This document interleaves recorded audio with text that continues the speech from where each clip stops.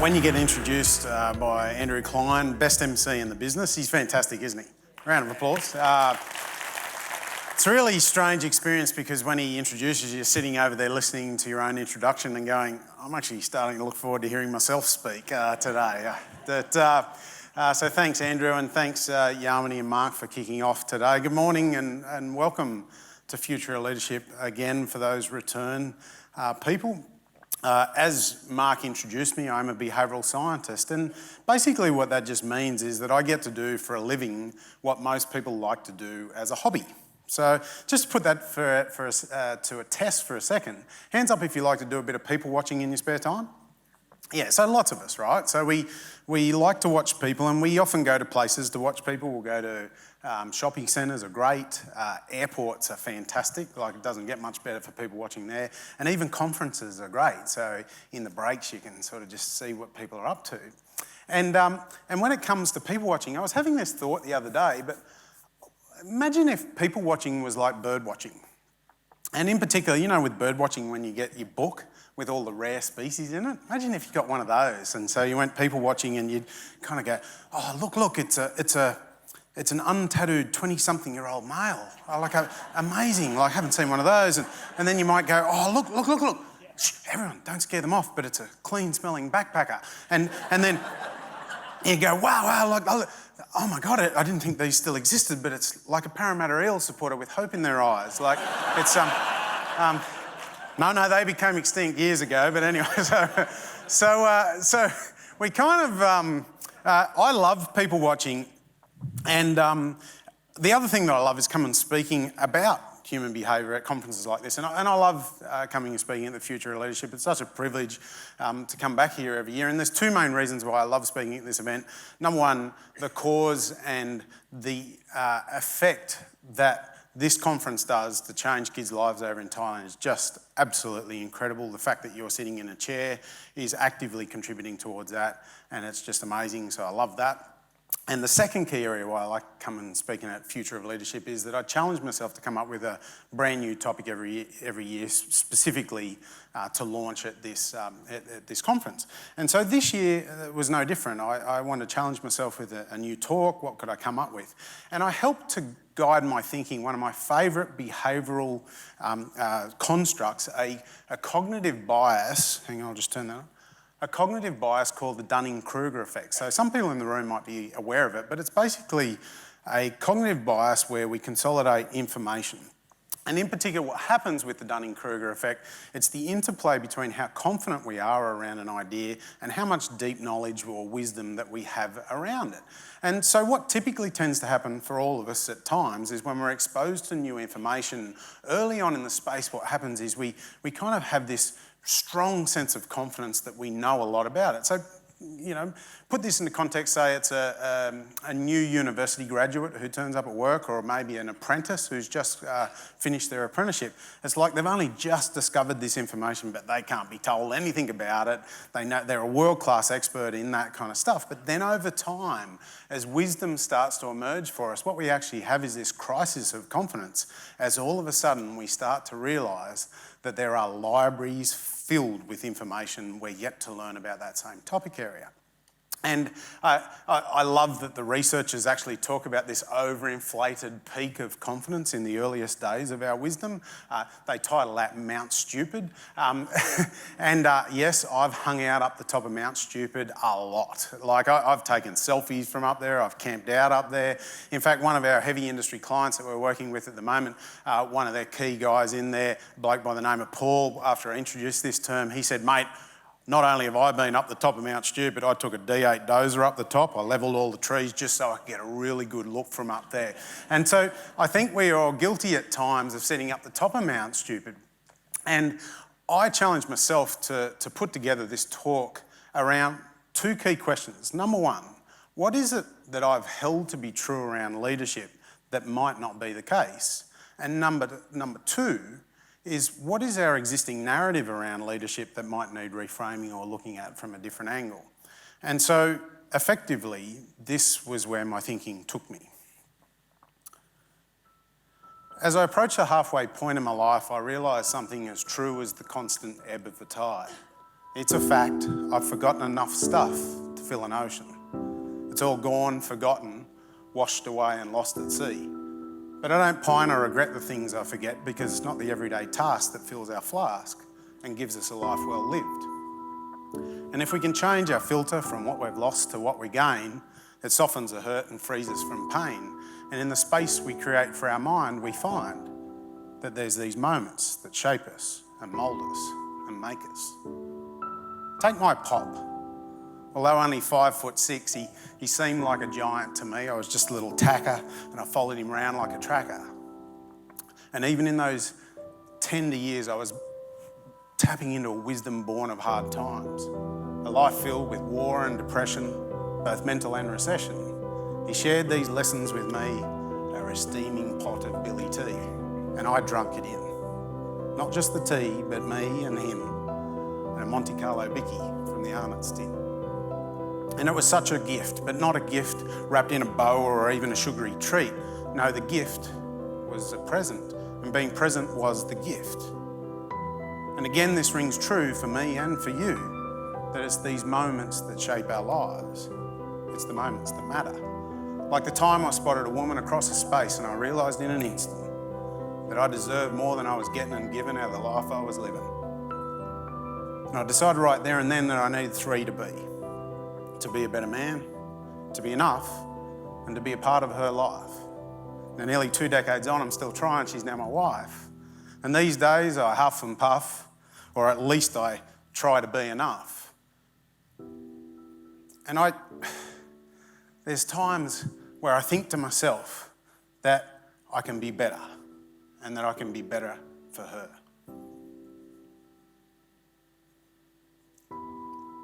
These moments shape our lives. And time again we see them. It can be the magical moment of a child being born, or when our world falls apart and we mourn. Standing on a rainy day in a cemetery, it's the last place on earth that we want to be. The wondering, whining, pining and regretting, there might have been a lost chance of a hug or a kiss. But amongst all the pain, all the grief, the promises to turn over a new leaf, all we're left with to comfort us is this. It's these moments. And yet still they say that Rome wasn't built in a day, and they preach this thing that consistency is king, but it's just a story told to stop us from being bold, to conform and fit in, because that's how cities are built and that's how factories are run. But what of us on the edge of this new dawn? As the future works upon us, we're going to need the bravest of souls. So I stand here and ask you a really serious question. Are you ready to lead us? Are you? Are you? Because maybe it's a person who makes a speech and steps into a breach and says, come this way. Or perhaps it's a mouse that rocks the house, but not through voice, through style and art. As a tiny mouse's roar can smash down a door, and a creative spirit of well-written verse, well, it can shake its own little piece of the universe. But we need you to step up and lead us. The ball's in your court. How will you create your leadership moments? Well, I guess you could strategise. You could conceptualise. You could put it all on the line and risk it. Or perhaps you just start real simple with a cup of tea and a Monte Carlo biscuit. Thank you. Thank you.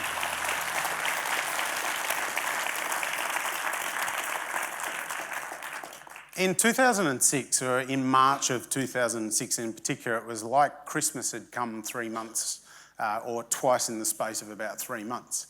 One of my bucket list dinner party speakers, when you turn around to people and say, if you had a dinner party, you could invite any 5 guests from anywhere around the world, who would you invite? And for me, one of those people is Dr. Brené Brown. A grounded theory researcher out of the University of Houston in Texas, 5 times New York Times best-selling author, 3rd most watched TED Talk of all time. The woman is a phenomenon. She came to Sydney in March of 2006 and spoke at 2 events in the space of 18 hours. I was at both of them. The first one was at the State Theatre, a nighttime event. It was just spellbinding, amazing.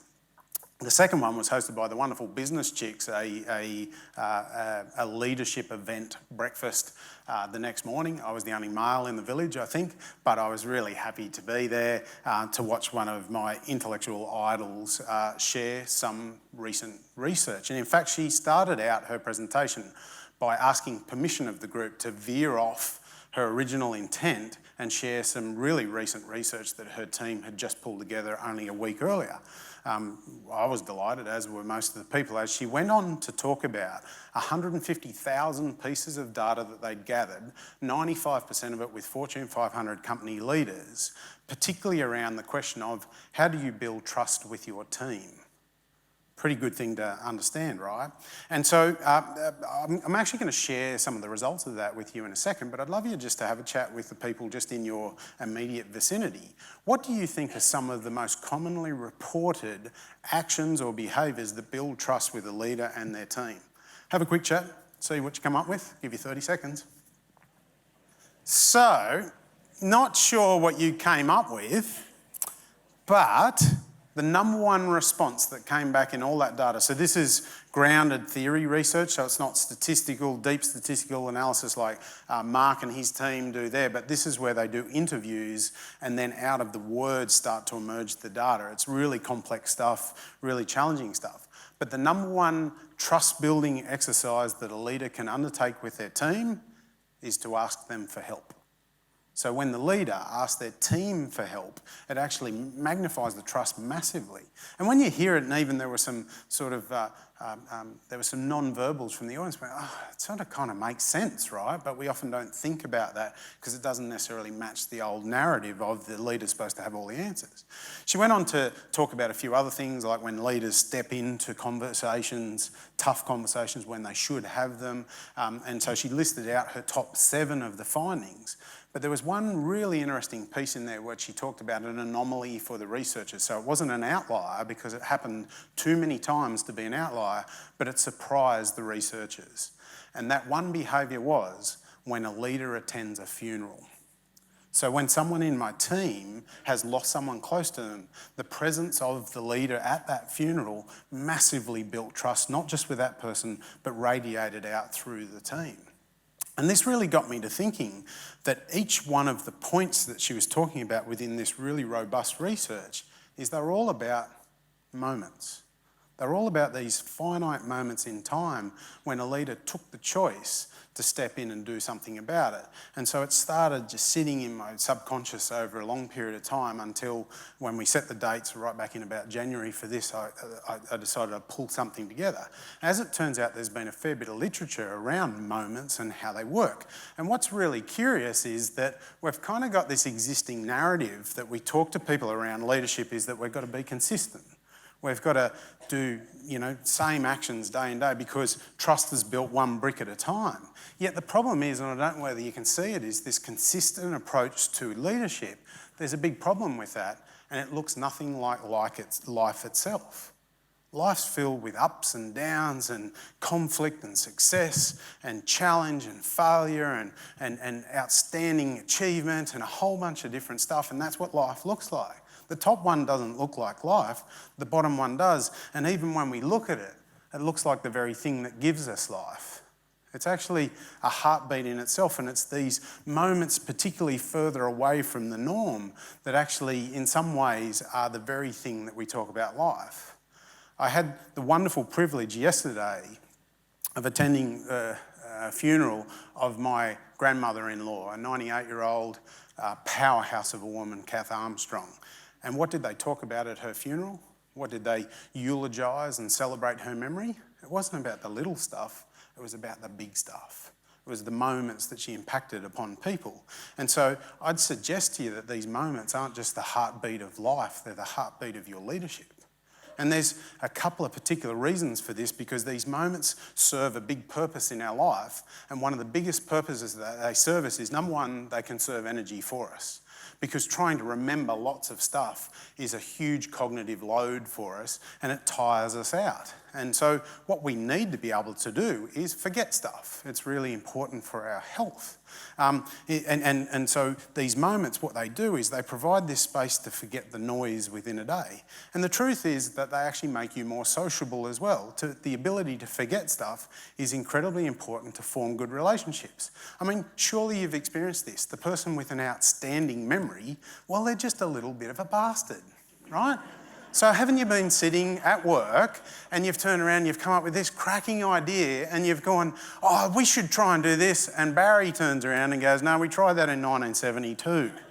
You know, like, we've got to be able to forget stuff to lead an important life. And the truth is that all of the importance that you might place on these small, consistent things within your leadership, guess what? They don't remember it. They remember when you did or didn't turn up to those big moments. True? That's what defines your leadership. Now, it's not an either or. I'm not saying don't build consistency into your work, but if that's what your leadership style is defined on, I've got bad news for you, is because people don't remember that outstanding spreadsheet that you created. People don't remember how good you do a roster. People remember when you didn't turn up because that restructure happened and you should have stepped in. People remember that there was this conflict in the team and you avoided it. Yeah, that's the stuff that they remember. And so for the rest of the chat, I'm going to outline this, but forgetting is really important. We've got to remember to forget stuff. I mean, have you ever gone to Subway to order a sandwich before? Did you know that if you actually look at all of the ingredients at Subway, and by the way, this probably shows that I have far too much time on my side, but if you actually do the maths and the factorials and everything within it, there's actually 1.38 billion possible options on ordering a sandwich at Subway. I mean, you're talking about a tomato sauce sandwich through to everything with every piece of bread and every salad on it, which would weigh about 7 kilos, but it's an incredible amount of noise, yet still, again, we're encouraged to forget stuff, not forget stuff, like this Spotify app where they preach this thing of there's 4 million songs on Spotify that have never been played. We shouldn't forget them. I downloaded that app. I downloaded one of those songs. Trust me, we should forget about them. They're rubbish, right? So we've got to forget stuff.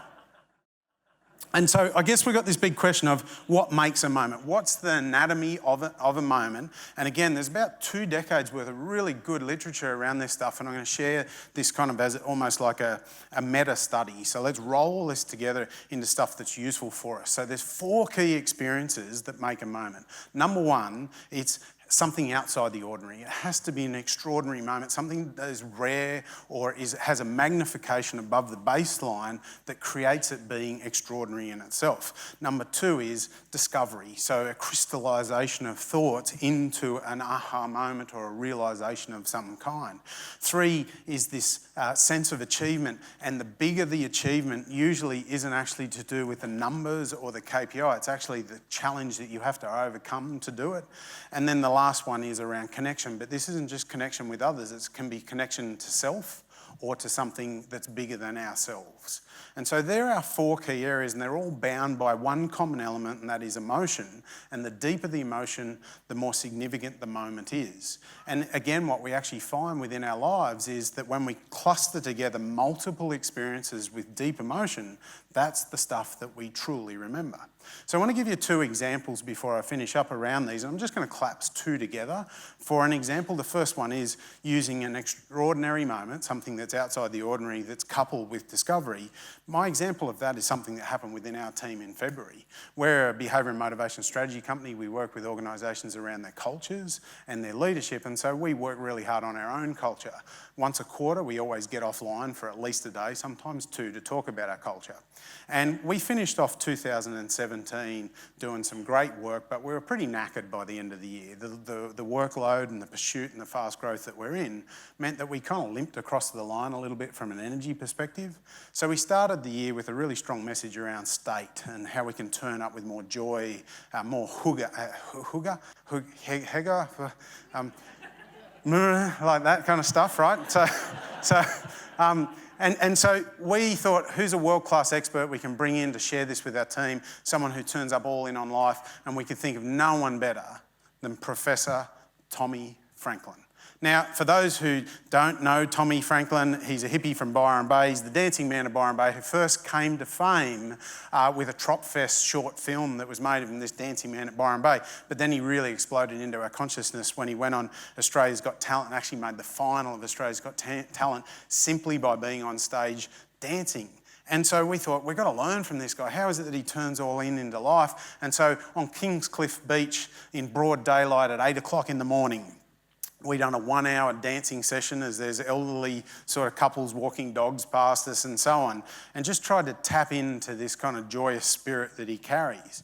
And it was absolutely magnificent. And it was magnificent for two reasons. One, it was so far outside the norm for us that it was extraordinary in itself. Yep, all those moves he taught us the clock, so 12, 3, 6, all that kind of stuff. So we got all of that. And we had this extraordinary moment that affected all of our staff, and they still talk about it today. The other big thing that we learned from Tommy in that journey was, of course, discovery. So for my team, they learnt the discovery that I actually am an amazing dancer. Like, they didn't know it about me, and I knew it, of course. But the other moment of discovery when we finished, and in particular, you can actually see this moment of discovery, and it was one that I personally had. You can see it in this photo if we zoom in particular. So there's me and my moment of discovery, and there's Tommy's armpit. And we had this moment of discovery. Tommy Franklin, sweat dripping out of him. He smells like rainbow drops. It's amazing. Like, he just smells so wonderful. So that was my moment of discovery. But it was an extraordinary moment coupled with discovery, and our team still talk about it today, even though it's just only 6 months ago. I'm sure it's going to stay with them for a long time. The second example I want to share is actually part of the reason why we're here today. The best example I can think of is Achievement with Connection are these wonderful bike rides that Hands Across the Water put on every year in January. I've attended 3 of them myself, and it couples a moment so beautifully together. Number one, there's an achievement within it. You have to ride 800 kilometres across Thailand, and for those non-bike riders in the room, 800 kilometres is a really long way. It's the equivalent of riding from Sydney to London and back. And now that's not to scale, but it feels that far, right? And you do it all with a whole bunch of strangers dressed in lycra, and so it's achievement in itself. That first day when people walk out in their lycra, kind of getting into the lycra is an achievement in itself. So we have this achievement, but then we have this deep connection that comes with going through this journey with these people that were strangers, and you finish as lifelong friends, but then you always finish at one of the facilities and you learn this deeper connection. You learn stuff about yourself, but you learn stuff bigger than yourself, and in particular, gratitude's the big one that people get taught a whole new lesson about. It's an amazing experience, and as a result, why it creates such moments, they have 75% return rider ratio. That's right, people raise 10 grand all over again, they don the lycra all over again, they ride in the best time of the year in Australia, like in summer, in the holidays and so on, but they put themselves into it because of the moments that it creates. And so they're just a couple of examples of what we've got around this anatomy of emotion. But I guess we ask ourselves this big question of how do we not miss these moments? How do we make sure that we're tapping into them? And I guess what I want to suggest to you is that these moments, they are finite. There is an opportunity that takes place, and it's always preceded with this kind of question or this statement or this realisation, what if? What if I stepped into that conversation? What if I chose to take action? What if I let them do it for themselves rather than rescue them from it? What if? And then the moment occurs. But the challenge is that if we don't seize the moment, if we don't do something, what we're left with is probably the saddest place in the world, and that's if only. That's where regret lies. So we've kind of got this choice of what if only, this moment gap or a moment trap. And we've got a choice that what we can do as leaders is step into that moment. And the best way to do that, of course, is simply be present. Within our distracted, noisy world that Mark talked about and all of our changes and our devices and so on, is the surefire way to miss it is to not be present. But when we are present, what we realise we tap into is almost an ancient wisdom. And it's been passed down to us over and over through countless generations that encourage us time and time again to live for the moment. I guess the challenge that I'd like to put to you is rather than just simply live for the moment, maybe it's time for us to lead for the moment. Thanks for your time. Cheers.